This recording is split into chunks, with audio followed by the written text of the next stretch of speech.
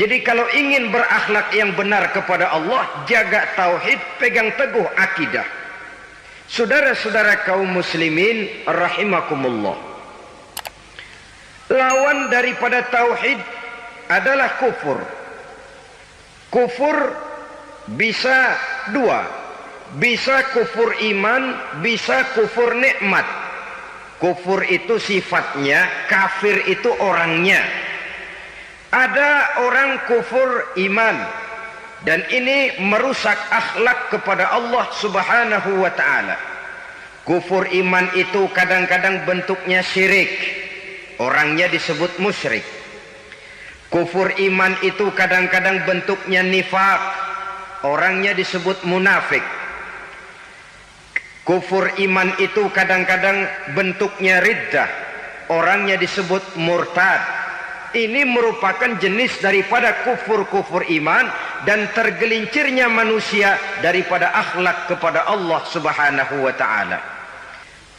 Kufur sebagai lawanan daripada tauhid merupakan sifat daripada orang yang tidak berakhlak kepada Allah.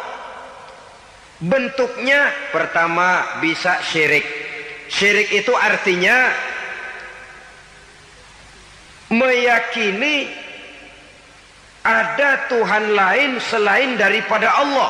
Itu yang namanya syirik. Jadi percaya Tuhan ada, cuman Tuhannya kelebihan. Itu yang disebut syirik, dan itu merupakan cerminan dari akhlak yang rusak kepada Allah subhanahu wa ta'ala. Innallaha la yaghfiru ayyushraka bih wa yaghfiru ma duna dzalika liman yasha. Allah tidak akan memberi ampun kepada orang yang menyekutukannya dengan sesuatu, tapi Allah mau mengampunkan dosa yang selain itu bagi orang yang dikehendakinya. Jadi orang-orang yang sudah terjebak syirik, menyekutukan Allah, meyakini ada Tuhan lain selain daripada Allah, meyakini Tuhan beranak atau diperanakkan, bagaimanapun baiknya mereka di dunia, bagaimanapun sosial jiwanya, bagaimanapun pemurah tangannya memberikan santunan dan pertolongan kepada orang lain, kalau sudah syirik, seluruh nilai kebaikannya akan tidak ada gunanya lagi. Karena tidak ada tempat nilai kebaikan itu bergantung. Sedangkan kita berbuat baik agar diterima oleh Allah. Kalau Allahnya marah kepada kita, siapa yang akan menerima nilai kebaikan itu sendiri? Ini bentuk yang pertama. Yang nyata-nyata menyembah berhala, syirik. Yang nyata-nyata beriktikad Tuhan lebih dari satu, syirik. Atau yang tersamar. Yang tersamar itu yang sering jadi penyakit kita. Saya sejak ada perkutut ini di rumah, perkutut. Saudara-saudara, yang merusak akhlak kepada Allah, yang merusak tauhid setelah syirik, bisa juga berbentuk nifak. Nifak itu sifatnya, orang yang punya sifat nifak disebut munafik. Asal katanya dari nafakun. Nafakun itu satu lubang yang punya dua muka, seperti goa, ada tempat masuk, ada tempat keluar. Maka munafik orang yang punya dua muka. Kalau bahasa kita, pandai bermain minyak di atas air. Manis jika berhadapan, balik belakang lain bicara. Sehingga apa yang dinamakan nifak, kata Imam Ali Al-Jurjani dalam kitab ta'rifatnya, izharul imanu bil lisan wa kitmanul kufri bil qalbi.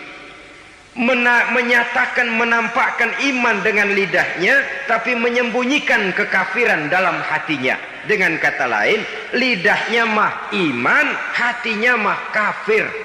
Padahal hati itu yang dilihat, padahal hati itu yang dinilai. Kenapa lidahnya mengaku iman? Ya mungkin karena kepepet, mungkin karena kepentingan, mungkin karena ingin mencari kelemahan orang, lalu dia pura-pura beriman. Tapi sesungguhnya hatinya kufur.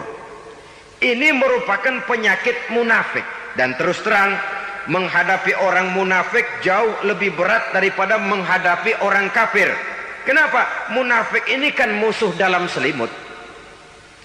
Mau dibilang musuh nyata-nyata, apalagi di zaman Rasul ya, ketika periode Madinah, berat sekali menghadapi orang munafik. Mau dibilang kafir, kalau ketemu assalamualaikumnya medok juga.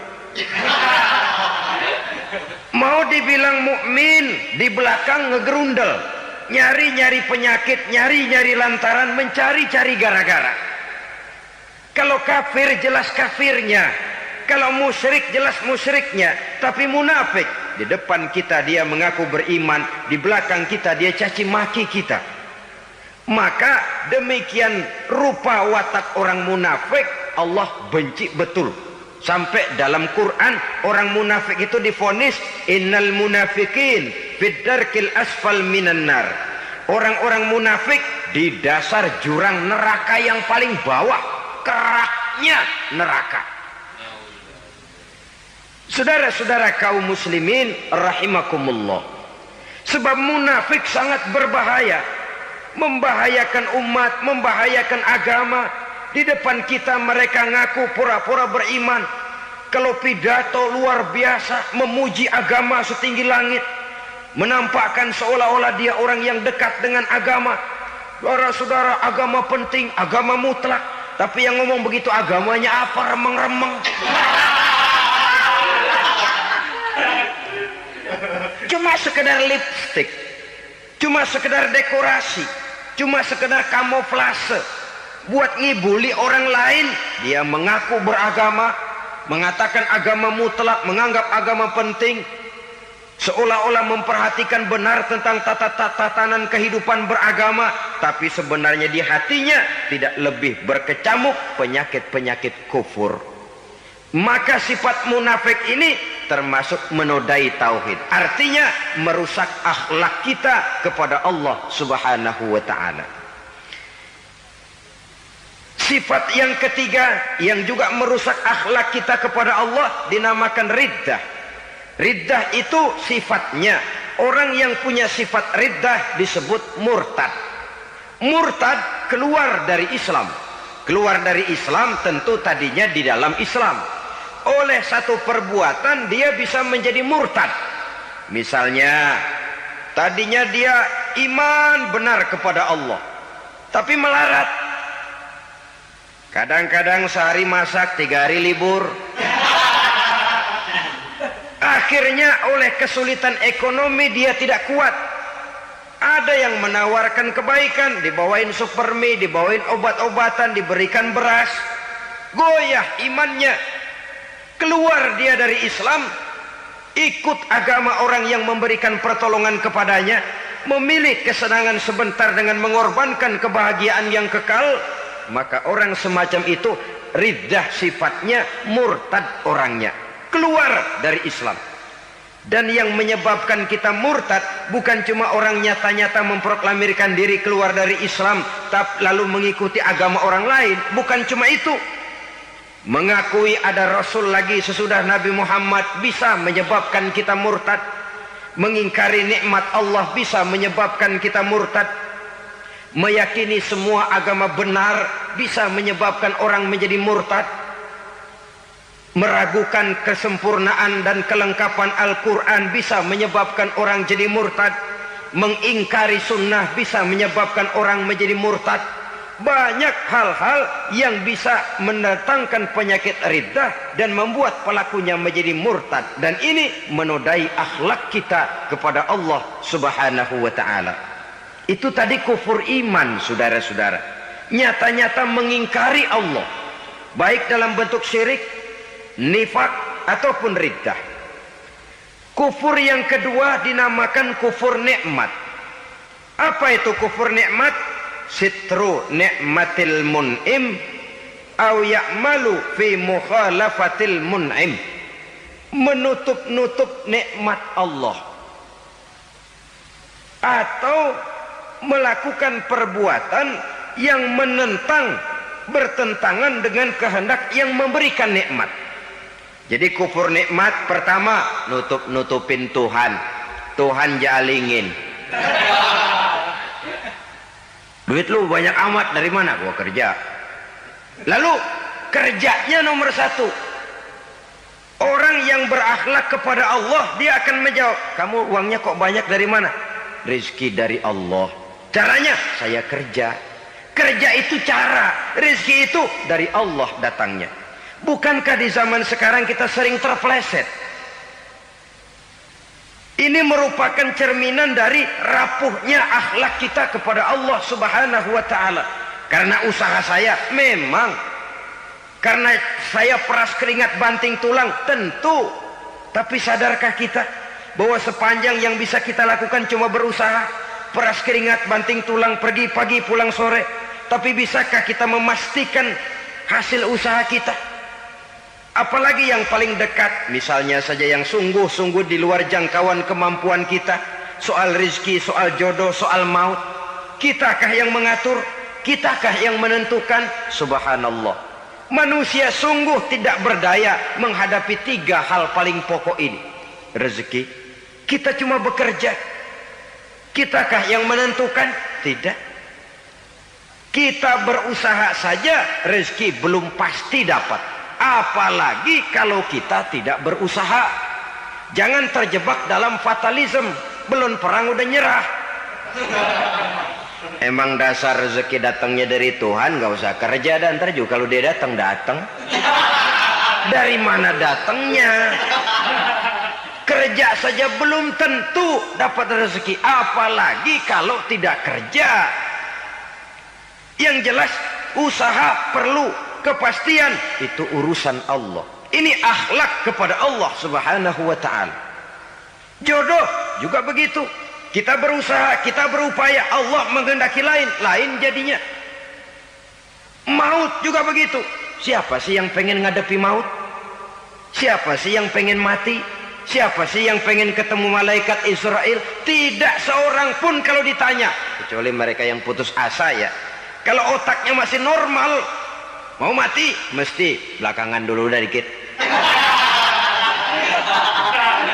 Tapi yang satu itu saudara, kalau dia sudah datang, tenaga mana yang bisa menolak? Kalau dia sudah berkunjung, kekuatan mana yang bisa menghindar? Kalau dia sudah ingin bertemu, kemana kita bisa melarikan diri? Manusia sepanjang yang dia lakukan hanya berusaha, tapi kepastian, ketentuan dari Allah Subhanahu wa ta'ala. Orang yang kufur nikmat, nutupin Allah. Dia merasa rezekinya adalah mutlak peras keringatnya, seolah-olah Allah nggak punya peranan apa-apa di situ. Oh, ini kan saya bisa rumah begini karena saya kerja keras. Oh, ini mobil saya begini saya kerja keras. Peras keringat banting tulang keras.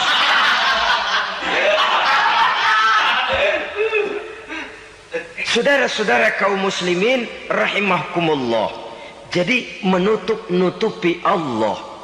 Akibatnya nanti kalau dia berhasil, Allah ketutupan. Kalau dia gagal, orang lain dicaci maki, dicari kambing hitam. Kambing hitam kan mahal. Karena orang sering cari-cari kambing hitam. Jarang orang mau jujur kalau bertemu kesulitan lalu mencari sebab pada dirinya sendiri. Yang paling enak ya nyalain orang. Lo begitu. Orang lain yang paling enak kita salahin. Au ya'malu fi mukhalafatil mun'im, atau dia melakukan sesuatu yang tidak sesuai dengan kehendak yang memberikannya nikmat. Diberikan kita tangan, mulut sih nggak berhenti, terima kasih Tuhan, alhamdulillah saya dikasih tangan. Cuma nih tangan enteng mat nabokin orang mulu. Itu sudah mukhalafatul mun'im, bertentangan dengan kehendak yang memberikan nikmat. Diberikan harta, mulutnya mah basah, terima kasih Tuhan, alhamdulillah dikasih harta, tapi pelitnya minta ampun, kikir koret medit. Ini juga termasuk kufur nikmat, mempergunakan suatu nikmat bertentangan dengan kehendak daripada yang memberikan nikmat itu sendiri. Saudara-saudara kaum muslimin rahimakumullah, oleh karenanya kufur iman memang lebih bahaya daripada kufur nikmat. Tapi jangan lupa, kufur nikmat bisa menyeret orang kepada kufur iman. Nah, kalau Allah udah dialingin, Tuhan sudah dinomor duain, lama-lama kenapa dia tidak mendewakan dirinya sendiri, mendewakan pangkatnya, mendewa-dewakan otaknya, mendewa-dewakan kemampuannya? Pada awalnya dia memang cuma kufur nikmat, tapi lambat laun kalau ini tidak diobati, secara pasti orang akan mengarah kepada kufur iman. Bisa berbentuk syirik, bisa berbentuk nifak, bisa berbentuk riddah. Saudara-saudara, oleh karena itu menjaga akhlak kepada Allah mutlak penting. Sebab apa? Kita tidak berakhlak kepada manusia saja, kita dikucilkan dari pergaulan. Kalau kita tidak berakhlak kepada Allah, dikucilkan oleh Allah. Hadis qudsi menyatakan, man lam yashkur ala na'mai wa lam yasbir ala balai falyakhruj min tahtis samai falyatlub rabban siwaya. Kata Allah, siapa orang yang tidak mau bersyukur terhadap nikmat yang aku berikan kepadanya dan tidak mau sabar terhadap ujian yang aku berikan kepadanya, falyakhruj min tahtis samai, persilahkan saja keluar dari kolong langitku, waliyatlub rabban siwaya, tolong cari Tuhan lain selain daripada aku. Murka Allah, diusir, cuman gak kedengeran aja. Siapa yang tidak mau syukur terhadap nikmatku, siapa yang tidak mau sabar terhadap ujian yang aku berikan kepadanya, persilahkan keluar dari kolong langitku ini, cari Tuhan lain selain aku. Nah, langit Tuhan yang punya, Tuhan kita lawan, diusir dari kolong langit, mau pindah ke kolong mana?